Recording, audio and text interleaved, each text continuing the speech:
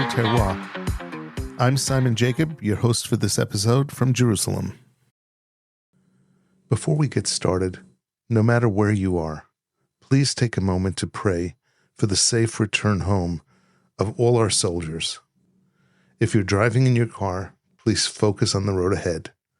If you're relaxing at home, please open a delicious bottle of kosher wine and pour a glass, sit back, and relax.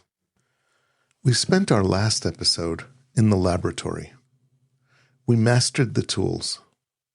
We learned the physics of the glass, the surgery of the cork, and the biology of our tongues.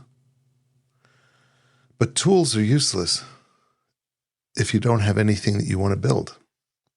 Today we leave the lab. Today we travel. We are going to take a tour of the world, one grape at a time. We are going to decode the labels. We're going to learn why Pinot Noir tastes like a velvet glove and why sometimes Syrah tastes like a campfire. We're going to discuss the concept of somewhereness. Pour yourself a glass and let's begin. There's a French word that gets thrown around in our industry like confetti. Terroir. You should know that from the title of our podcast. People treat it like magic. It isn't magic. It's actually a recording. Think of a grape as a tape recorder. If you plant a Cabernet Sauvignon vine in the deep, gravelly soil of Bordeaux, where it rains often and the sun is moderate, that grape records those conditions. It tastes like graphite, wet earth, and strict tannins. But if you take that same exact cutting, the same DNA, and plant it in the limestone dust of the Judean hills, or the heavy clay of Napa Valley, the tape recorder records a different song. It becomes lush, fruity, chocolatey. That difference, that is terroir. It is soil plus climate plus the human hand. But interestingly enough, we don't just taste place. We taste time. Wine is a living thing. It has a childhood, an adulthood, and a death. Focusing on young wine, think a bottle released this year. It's like a teenager. It's loud, it's energetic. It is dominated by primary fruit, fresh strawberries, tart apples. It might be a little disjointed.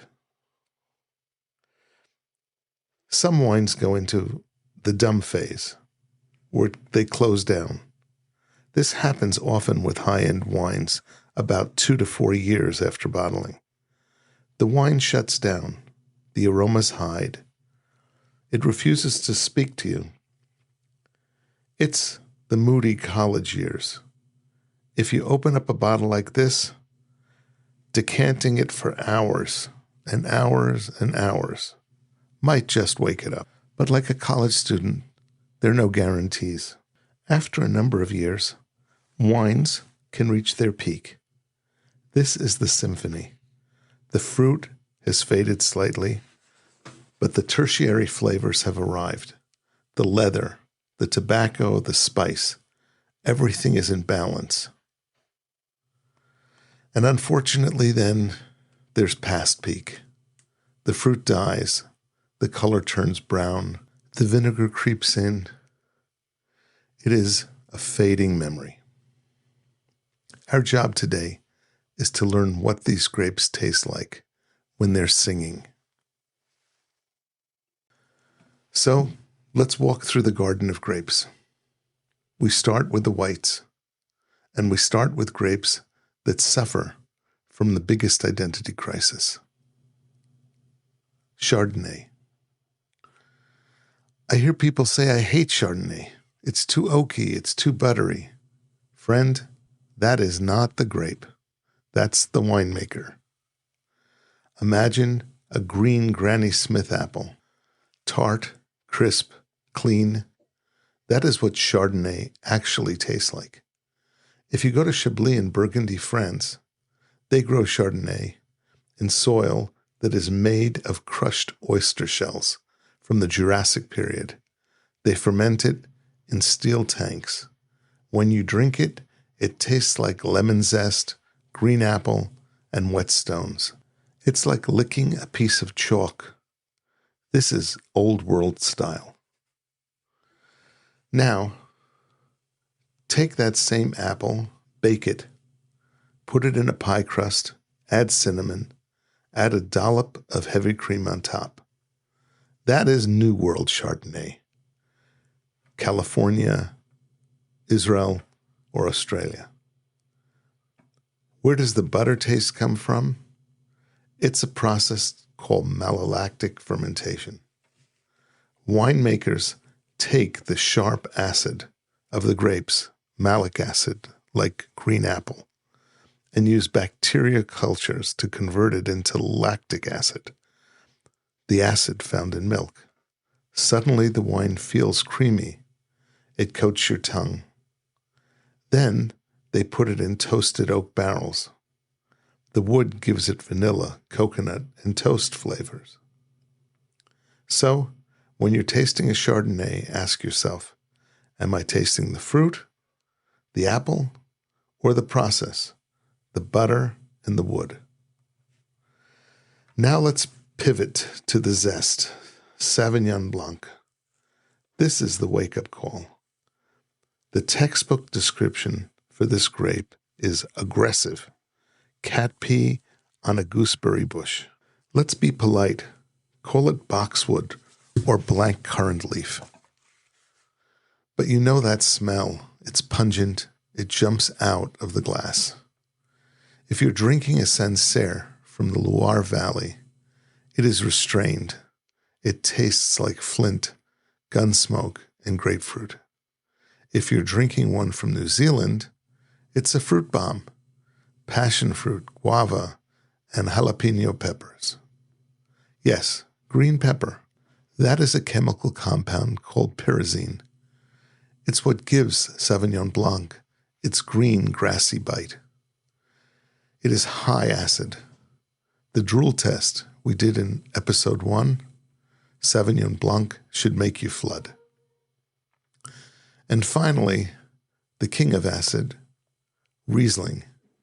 Riesling is misunderstood. People think it's always sweet. It isn't. Dry Riesling is razor sharp. It smells like lemon zest, white flowers, and actually rubber. If you smell petrol, kerosene, or a gas station in your Riesling, don't return it. It's caused by a prized compound that develops with sun exposure and age. It sounds gross, but mixed with lime and honey, it is complex and beautiful. Let's now talk about the most misunderstood wine on the shelf. Rosé. There is a myth that rosé is made by mixing white wine and red wine together. Unless you are drinking a cheap champagne, that is almost never true. Rosé is a red wine that had a very short date with its skins. The juice of almost every grape, even red grapes, is clear. If you peel a red grape, the inside is white. To make red wine, we let the juice sit on the skins for weeks. To make rosé, we let it sit for just hours. There are 2 styles you need to know when it comes to rosé. The Provence style, direct press, this is the popular one. It is pale, like onion skin, or light salmon. It is grown near the ocean. It should taste dry, crisp, and slightly saline, like salt spray on a strawberry.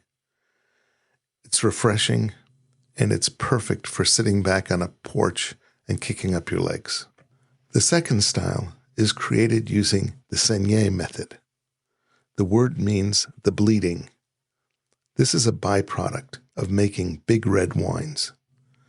The winemaker wants the Cabernet to be concentrated, So 24 hours into the fermentation, they bleed off some of the pink juice to increase the skin-to-juice ratio in the tank. This rosé is darker, deep pink, and ruby. It tastes richer, it has more alcohol, and because of the longer skin contact, it has tannin structure. Don't be afraid of dark rosé. It is often the best food wine on the table. It has the body to handle a steak, but the chill to handle a hot day. So now we leave the white wines behind and enter the kingdom of the reds. Here we have to talk about the two parents of red wine, the two styles that every winemaker in the world is either trying to copy or trying to rebel against: Burgundy or Bordeaux. Let's start with Burgundy. The grape here is Pinot Noir. If Cabernet is a sledgehammer, Pinot Noir is a scalpel. It is a thin-skinned grape, and because the skins are thin, the color is light. If you pour a glass of Pinot Noir, you should be able to read a newspaper through it. But do not let the color fool you. We call it the iron fist in a velvet glove. On the nose, it is delicate. It smells like red fruit, cherries, raspberries, cranberries. But as it ages, it gets kind of weird, in the best possible way. It starts to smell like forest floor. After it rains, damp earth, mushrooms, wet leaves, gamey meat. It has high acid and low tannins. It dances on your palate. It doesn't weigh you down. If you want to understand elegance in wine, you drink Pinot Noir. Now let's talk about Bordeaux. The star here is Cabernet Sauvignon. Cabernet is the linebacker. The berries are tiny. The skins are thick and black. Thick skins mean high tannins. When you drink a young cab, your mouth dries out. Your gums feel like you've been chewing on a black tea bag. This tannin has a job. It binds to proteins. That's why Cabernet and steak is the perfect marriage. The tannin scrapes the fat off your tongue, and the fat softens the tannin. It's a complementary chemical reaction. What's the flavor profile, you ask? Black fruits, black currant, cassis, black cherry. And like its cousin Sauvignon Blanc, it often has that green herbal note. In Bordeaux, we call it graphite or pencil shavings. In cool years, it smells like green bell pepper. If you stick your nose in the glass and it smells like a freshly sharpened pencil and blackberry jam, you've got a Cabernet. And a quick note on the sidekick, Merlot. Poor Merlot. The movie Sideways ruined its reputation, but it is the secret hero of the wine world. Merlot is the peacemaker. It's softer than a cab. It has less tannins. It has more sugar, which means higher alcohol and fuller body. It tastes like fruitcake, plums and chocolate. It's plush. It just simply fills your mouth. Most Bordeaux blends use Cabernet for the skeleton and Merlot for the meat. But we, after all, are the kosher terroir. And while we love France, many of the best kosher wines in the world are coming from Israel, California, and Australia. These are warm climates. It's very difficult to force a Pinot Noir to grow in the Negev desert. Typically, it will burn and taste like raisin jam. So we need to talk about grapes that love sun, the Mediterranean varietals. Let's start with Syrah or Shiraz. This is a beast of a wine. In the New World, Australia, Shiraz, it's big, jammy, and tastes like chocolate and blackberries. But in the Old World, the Northern Rhone, or in the high-altitude hills of Israel, Syrah is savage.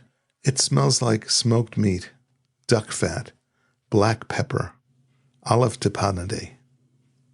If you open a bottle and it smells like a campfire and a butcher shop, that is Syrah. It is savory. It is ancient. Then there are the GSM grapes, Grenache, Syrah, and Mourvedre. Grenache is the party animal. It loves heat. It creates high alcohol and sweet candy fruit flavors like strawberry fruit roll-ups and white pepper. But look at the color. It's often very pale, almost like a dark rosé. Mourvedre is the earth. It brings leather, truffle, and game flavors. And not to be left out of this blending party, Carignan. This is a grape seeing a massive revival in Israel. It used to be a workhorse for cheap sacramental wine, but winemakers are finding old vine Carignan, vines that have been in the ground for 50 to 80 years. It's stunning.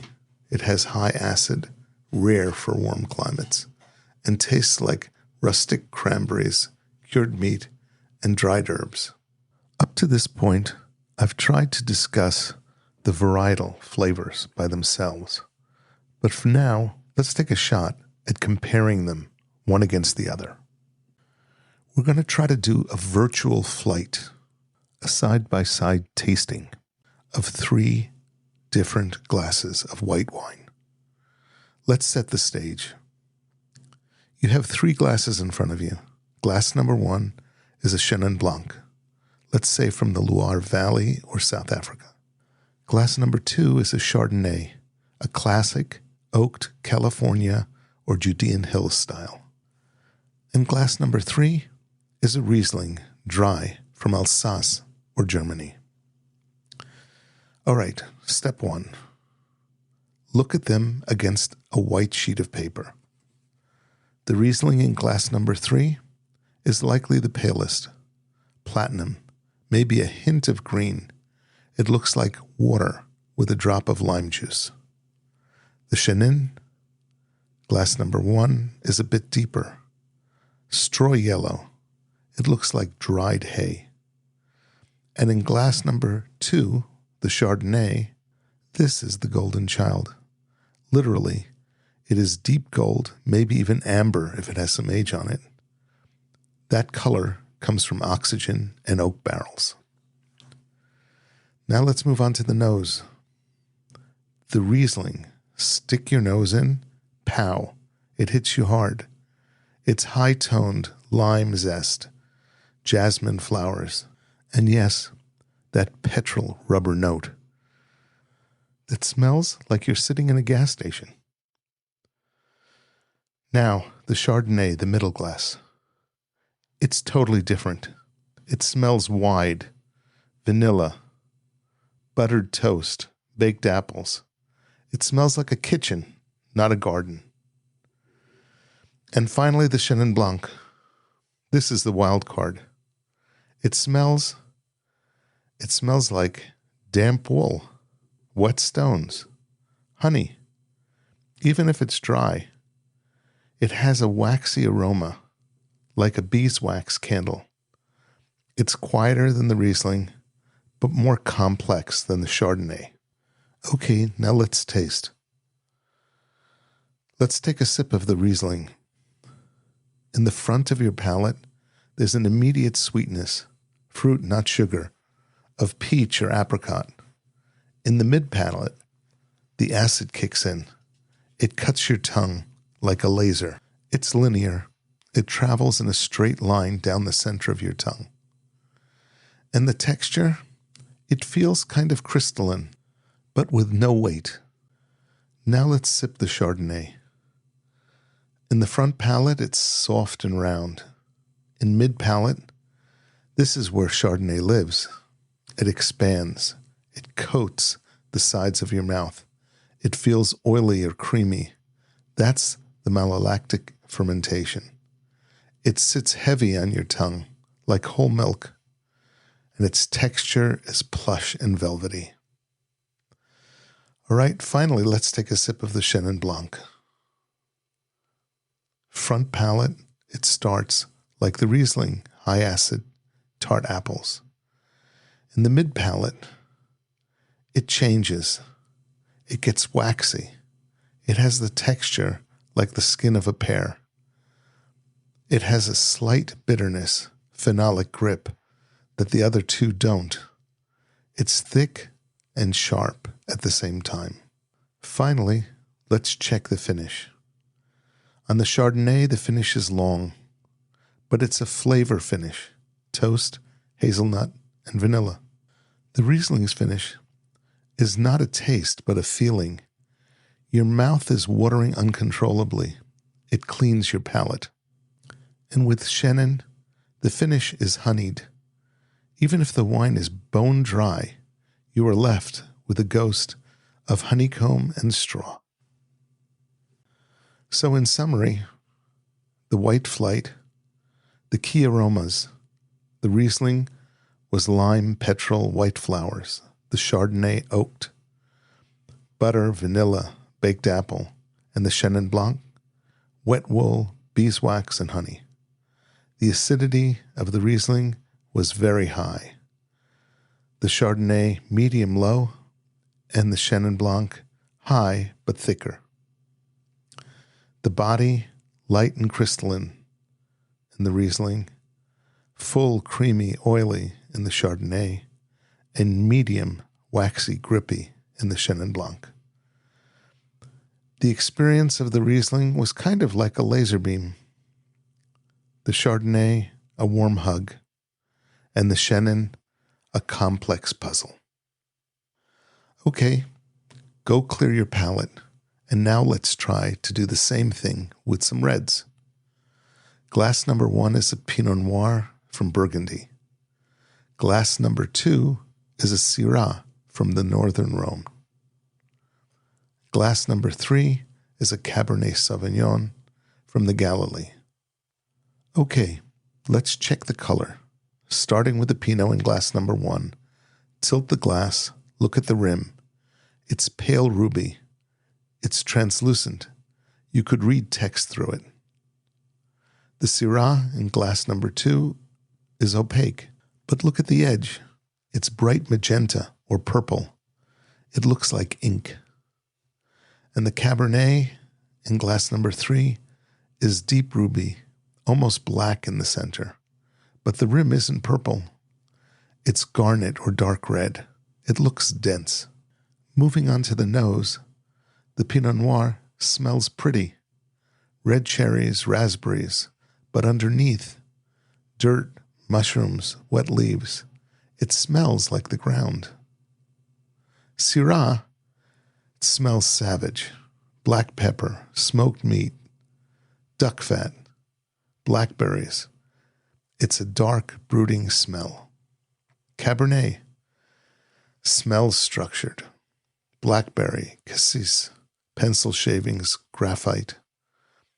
Green bell peppers or mint. It smells serious. Now let's move on to taste, trying to feel the physical structure of the wine.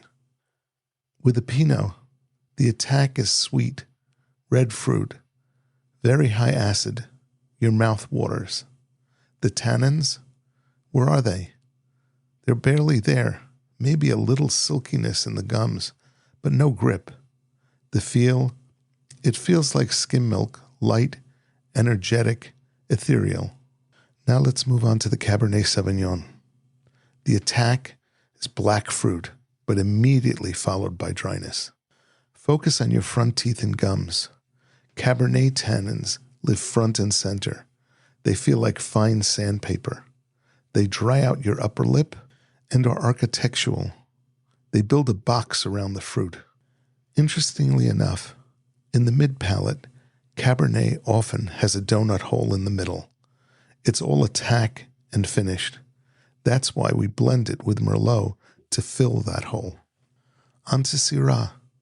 The attack is juicy, dark purple fruit. Focus on your cheeks and the back of your tongue. Syrah's tannins are softer, velvety, and coat the entire mouth. They feel more like cocoa powder, then sandpaper. Unlike Cab, Syrah is huge in the middle. It's savory.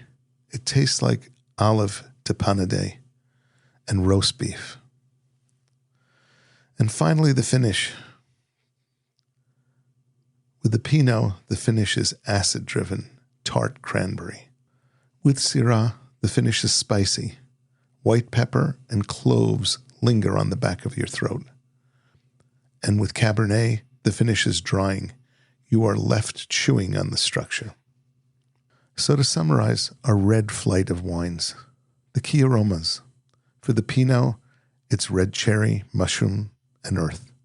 For the Syrah, black pepper, smoked meat, and blackberry. For the Cabernet Sauvignon, black currant, graphite, and green peppers. The tannins are barely there in the Pinot. All over, especially in the cheeks in the Syrah, velvety and like cocoa powder. And in the Cabernet Sauvignon, your front teeth and gums with a sandpaper-like grip. As far as the texture is concerned, the Pinot is light, kind of like skim milk. The Syrah is full, heavy cream and meaty. And the Cabernet Sauvignon is fully architectural and structured. The experience. Pinot is kind of like an intellectual conversation. Syrah, a savory meal, and the Cabernet Sauvignon, a fortress.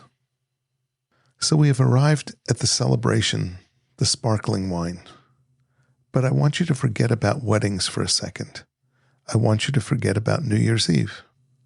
Sparkling wine is arguably the most technical, difficult, and scientifically complex wine to make.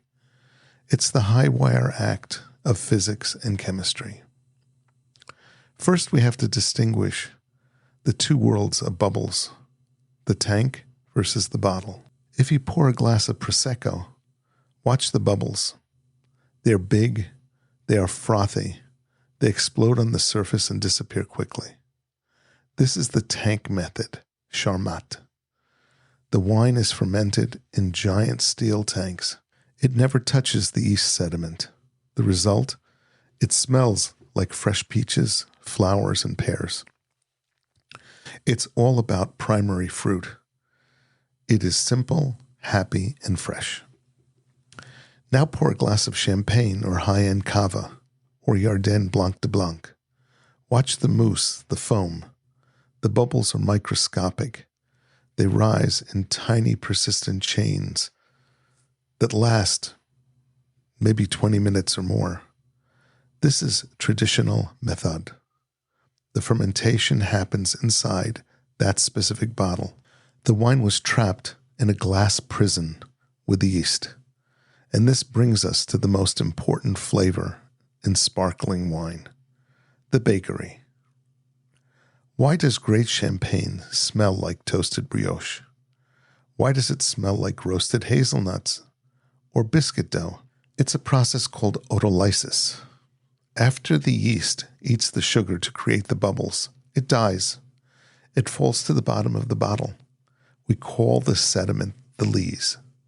If you leave the wine sitting on the dead yeast for a few months, nothing really happens. But if you leave it for 18 months, 3 years, 5 years, or more, the yeast cells begin to break down.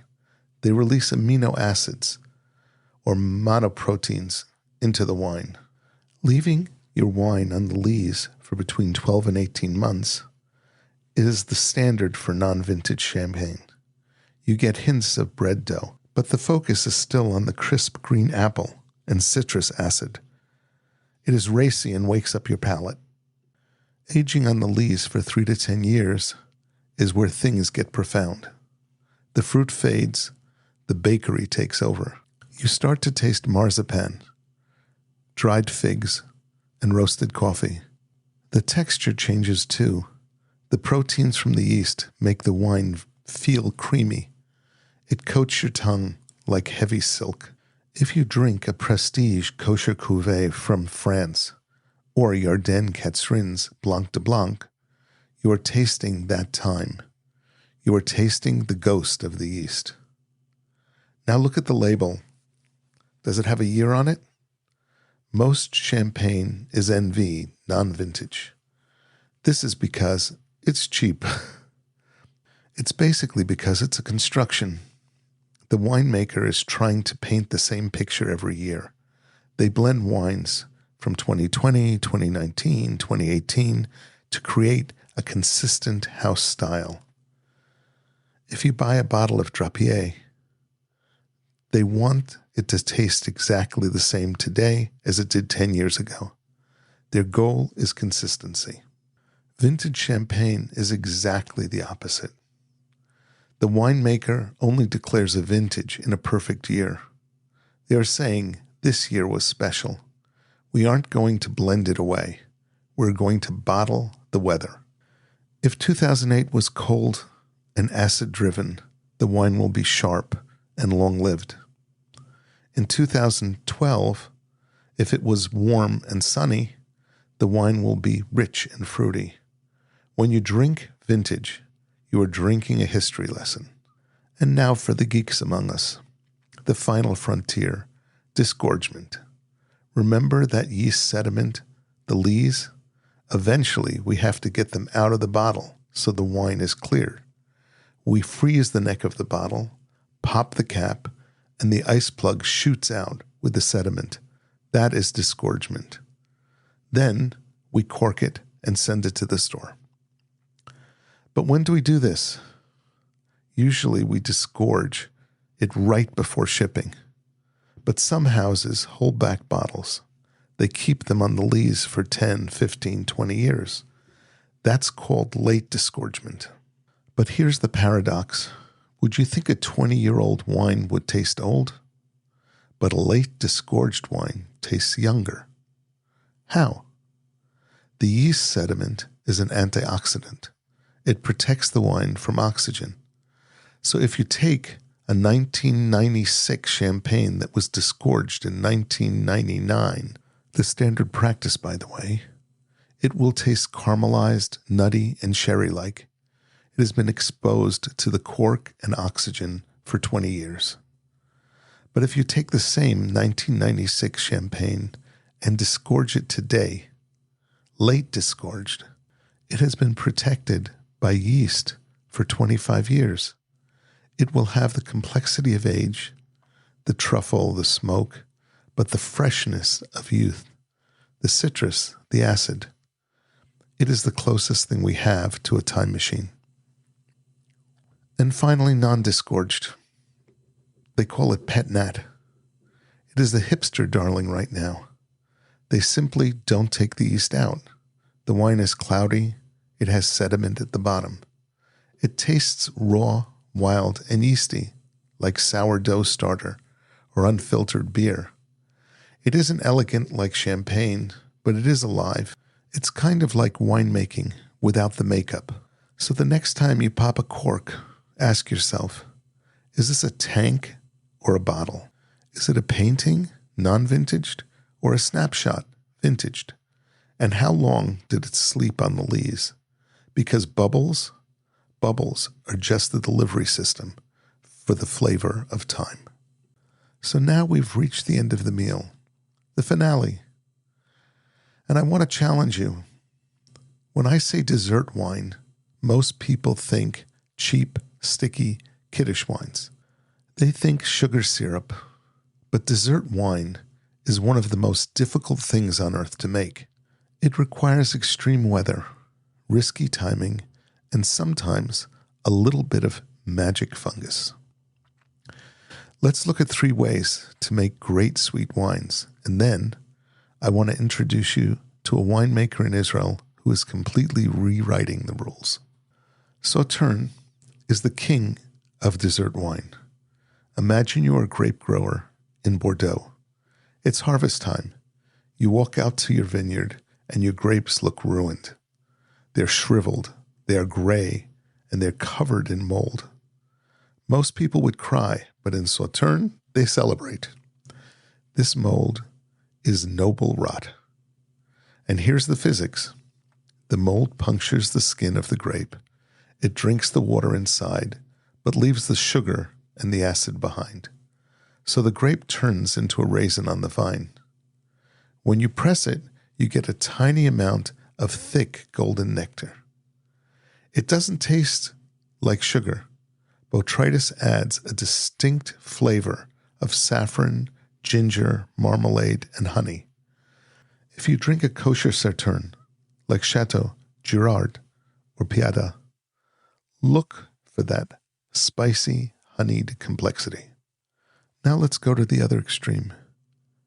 Imagine freezing cold in Germany, Canada, or the high Golan Heights in a freak winter. Ice wine is made by leaving the grapes on the vine until the first deep freeze, below 17 degrees Fahrenheit. The water in the grapes turns to ice, but the sugar does not freeze, so while the grapes are frozen solid, you press them. The ice stays in the press, and the concentrated sugar syrup drips out.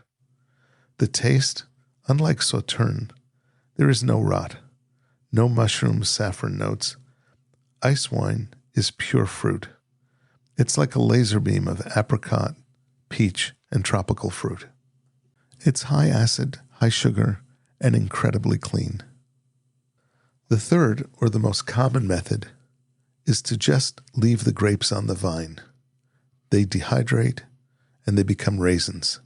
The sugars concentrate. Late harvest Riesling is the classic.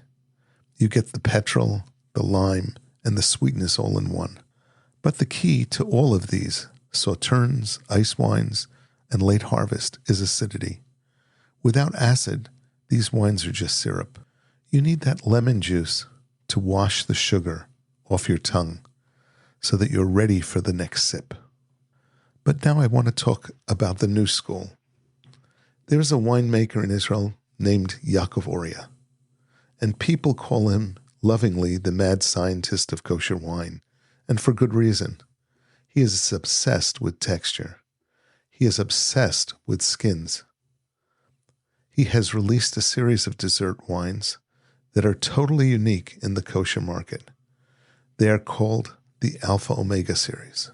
You will see them labeled with single letters, V, G, and S.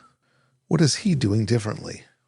Usually for white dessert wine, you press the juice and throw away the skins immediately. Oria says no. The flavor is in the skin. So he takes these sweet late harvest grapes and he ferments them on their skins like red wine or orange wines.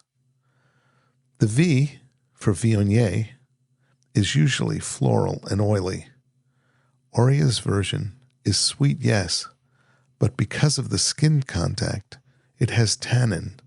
Imagine that, a dessert wine with a grip of a red wine. It smells like dried apricot, orange peel, and tea leaves. The G for Gewürztraminer is usually lychee and rosewater. But this G, it has this savory, spicy edge.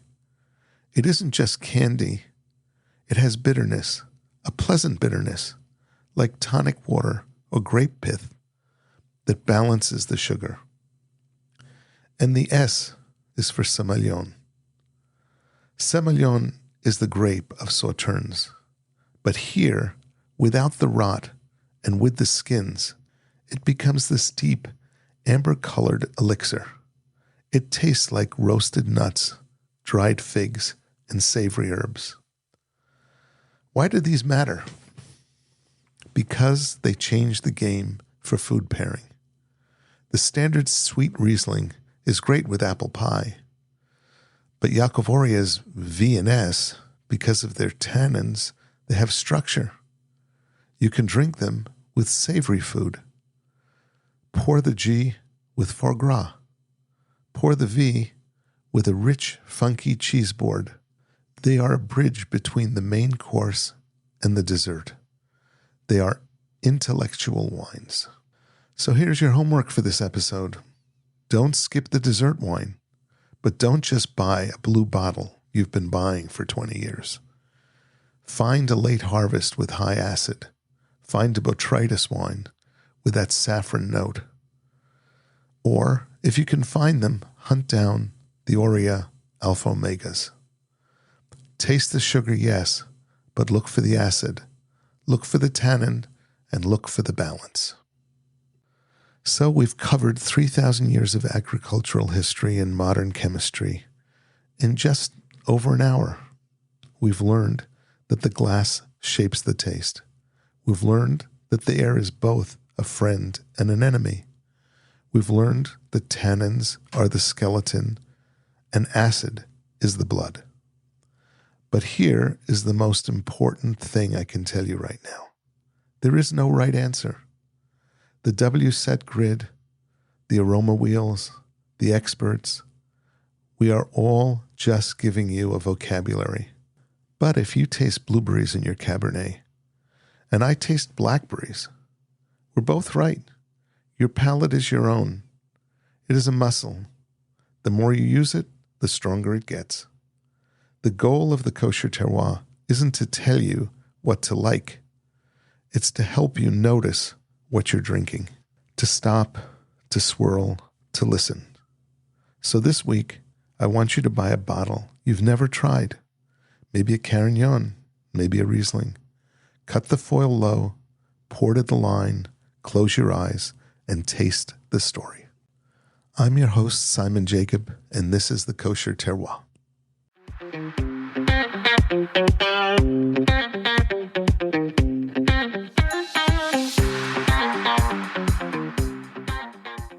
This is Simon Jacob again, your host of today's episode of the Kosher Terroir. Please subscribe via your podcast provider to be informed of our new episodes as they are released. If you're new to the Kosher Terroir, please check out our many past episodes.